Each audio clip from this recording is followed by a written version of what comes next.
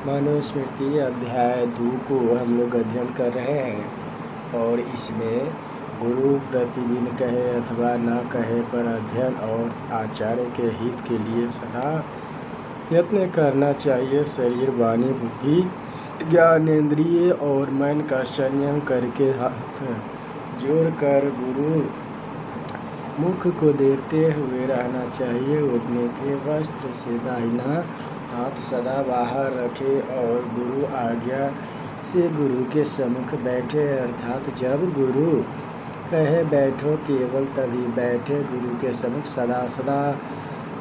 सदा सादा भोजन करे और सादे वस्त्र सदा पहने। गुरु के पहले जागे और पीछे सोए। ब्रह्मचारी सोता बैठा खाता खड़ा और मुँह फेर कर खड़ा हुआ गुरु से वार्तालाप न करे। गुरु आसन पर बैठे हो तो शिष्य आसन से उठकर गुरु खड़े हो तो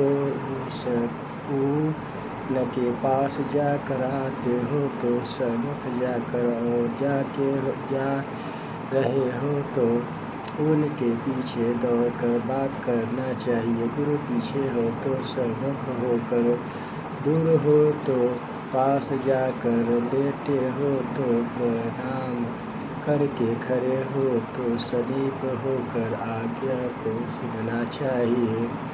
गुरु के पास में बिछौना तथा आसन गुरु से नीचा रखना चाहिए और उनके सामने मानी तौर से बैठना नहीं चाहिए। गुरु के पीछे भी उनका अकेला नाम लेकर न बोले और उनकी बोलचाल, चेष्टा इत्यादि की नकल न करे। जहाँ गुरु निंदा होती हो वहाँ शिष्य को अपने दोनों कानों को बंद कर लेना चाहिए अथवा वहाँ से दूर चले जाना चाहिए।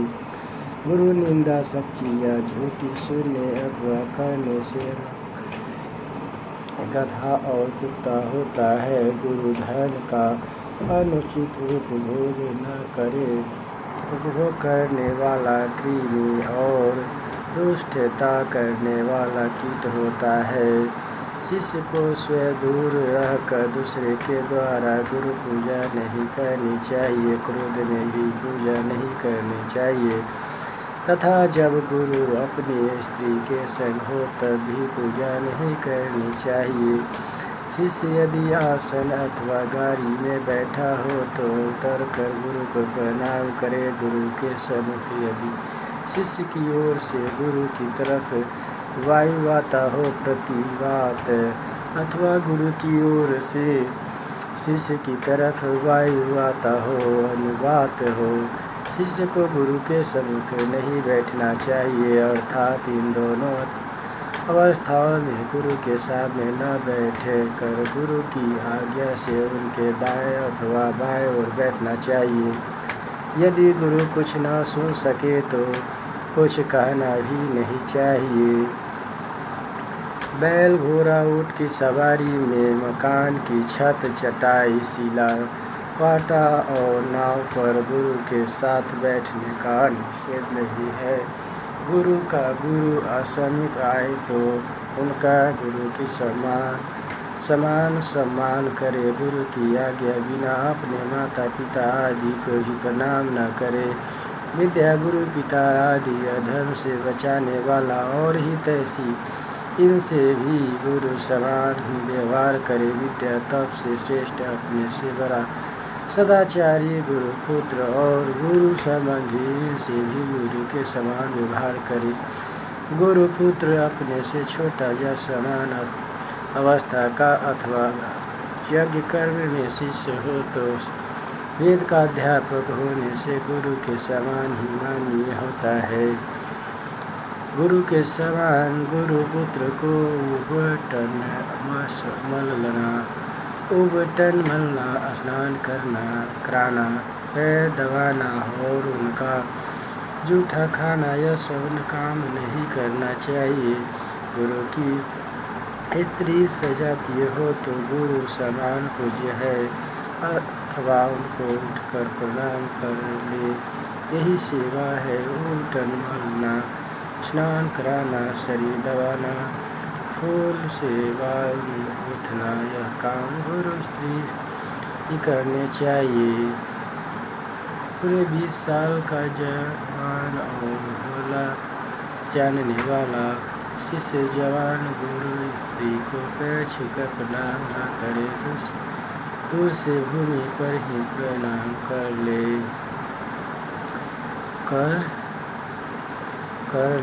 करे। यह स्त्रियों का स्वभाव होता है कि पुरुषों को दोष लगा देती है। इसलिए बुद्धिमान पुरुष स्त्रियों से सदा सावधान रहते हैं। संसार में पुरुष पंडित हो या सुख, उनको काम क्रोध के वश कुमार्ग में ले जाने को स्त्रियां बड़ी सामर्थ्य होती है।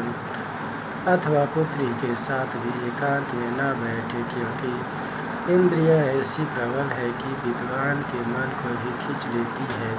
यदि इच्छा हो तो युवा शिष्य युवती गुरु पत्नी को मैं अमुक हूँ कहकर दूर से भूमि पर प्रणाम करना चाहिए। विदेश से आने पर पैर छूकर और प्रतिदिन दूर से गुरु स्त्री को प्रणाम करना चाहिए, यही शिष्य को आचार है। जैसे पुरुष कुदाल फावड़े से भूमि को खोदता व जल प्राप्त करता है, उसी प्रकार सेवा से गुरु विद्या को पाता है। ब्रह्मचारी मन किया सीखा वाला या जटाधारी हो, उसका गांव के भीतर सूर्योदय और सूर्यास्त नहीं होना चाहिए, अर्थात दोनों काल में गांव के बाहर गायत्री की उपासना में रहना चाहिए।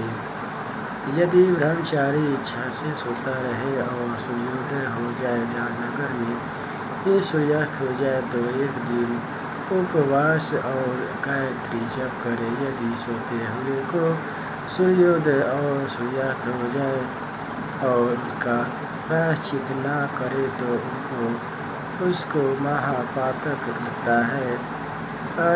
मान्य करके प्रतिदिन दोनों संध्या में एकाग्रसन होकर पवित्र स्थान में यथाविधि गायत्री जप करना चाहिए। यदि किसी धर्म का स्त्री अथवा शूद्र आचरण करता हो और उसमें मन लगे तो उसका भी पालन करें, अथवा जिस धर्म में अपना चित्त प्रसन्न हो वही करे।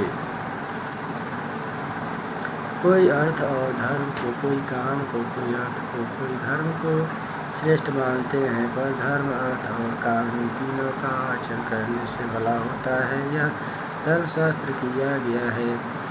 आचार्य ब्रह्म की मूर्ति, पिता प्रजापति की मूर्ति, माता देवी की मूर्ति और बड़ा भाई अपनी ही मूर्ति है। इनसे दुखी होने पर भी इसका अपमान न करे, और ब्राह्मण को इसका अपमान कभी करना ही नहीं चाहिए। मनुष्य के उत्पत्ति और पालन आदि में माता दुख सहते हैं, उसका पुतना सैकड़ों वर्ष सेवा से ही नहीं हो सकता है। इसलिए सदा माता पिता और आचार्य का प्रिय कार्य करे। इन तीनों से संतुष्ट होने से सब तप हो जाते हैं। इन तीनों की सेवा को परम तप जाता है। इनकी आज्ञा लेकर दूसरे धर्मों का आचरण करना चाहिए। तीनों लोक, पृथ्वी, अंतरिक्ष, स्वर्ग है। तीनों आश्रम, तीनों वेद और अग्नि है। पिता गृहपत अग्निमाता दक्षिणा गृह गुरु पहवनिया गृह का स्वरूप है। यह तीनों संसार में बड़े हैं। इन तीनों की भक्ति सेवा से तीनों गृह जीतता है और स्वर्ग में देवताओं की भांति सुख पाता है।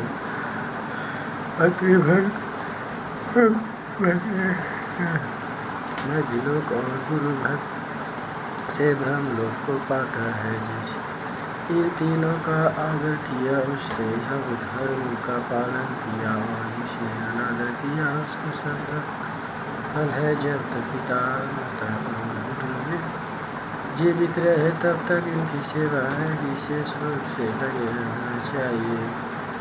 और इसके अतिरिक्त परलोक प्राप्ति के लिए जो भी कर्म करे वह मन वचन और कर्म इनको ही निरंतर कर देती की सेवा से पुरुष के कर्तव्य पूरे हो जाती है। मुख्य धर्म है और गौण धर्म भी माना जाता है। सदा में पुरुष विद्या को ही जाति से भी सीखे और चंडाल से भी लोक मर्यादा सीखे और हीन कुल में भी यदि स्त्री रत्न सुशील स्त्री को हो तो विवाह के लिए स्वीकार कर ले। विष से अमृत और लक से भी हित वचन ग्रहण कर लेने चाहिए। शत्रु से भी सदाचार और अपवित्र में से भी सुवर्ण मिले तो उसे निकाल देना चाहिए। स्त्री रत्न विद्या धर्म से वचन अरिभाति भावती के शिल्प आदि सब से सीख ले। आपत्ति काल में क्षत्रिय वैश्य से भी अध्ययन का विधान है। क्षत्रिय वैश्य से भी अध्ययन का विधान, परंतु ऐसे गुरु की सेवा अध्ययन काल तक ही करनी चाहिए। जो गुरु ब्राह्मण न हो या सारद वेद का ज्ञाता न हो तो मोक्षार्थी ब्रह्मचारी जीवन भर गुरुकुलवास न करे। यदि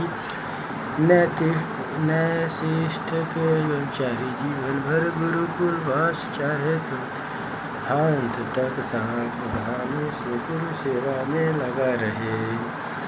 जो ब्राह्मण देहांत तक गुरु की सेवा शुश्रूषा करता है वह मोक्ष को प्राप्त करता है। धर्मज्ञ ब्रह्मचारी को पहले दक्षिणा आदि से गुरु का कुछ भी उपकार नहीं करना चाहिए, किंतु समावर्तन के पश्चात गुरु की आज्ञा से यथाशक्ति गुरु दक्षिणा देनी चाहिए। कि सोना घोड़ा छत्री आसन अन्न शाक अर्पण करके गुरु को प्रसन्न करे।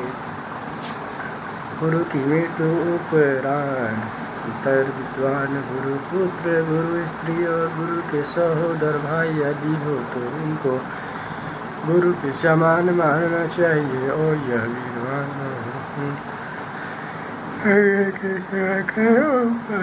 से निज देह ब्रह्म प्राप्ति के योग्य करे। इस प्रकार जो ब्राह्मण अखंड चर्य का पालन करता है वह परमात्मा में होकर पुनः इस लोक में जन्म नहीं लेता है।